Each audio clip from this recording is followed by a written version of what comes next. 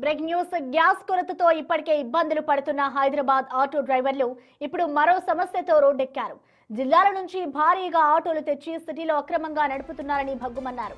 Rajendranagar శివారాంపల్లి 291వ pillar వద్ద భారీ నిరసన చేపట్టారు. రోడ్డు మీద బైఠాయించి ట్రాఫిక్ పూర్తిగా నిలిపివేశారు.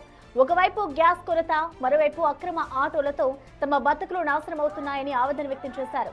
తక్షణమే తమ సమస్యలు పరిష్కరించాలంటూ డిమాండ్ చేస్తున్నారు. పరిస్థితి ఉద్రిక్తంగా మారడంతో పోలీసులు అలర్ట్ అయ్యారు.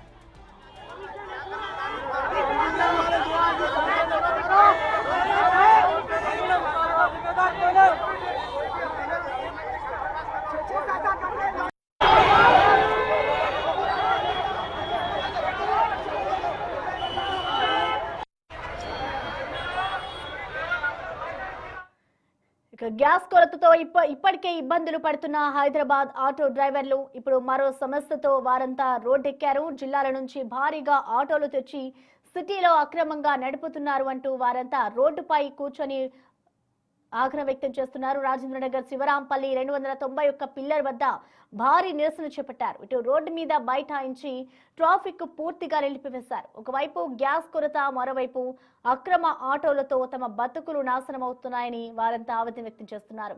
తక్షణమే తమ సమస్యలు పరిష్కరించాలంటూ డిమాండ్ చేస్తున్నారు ఆటో డ్రైవర్లు.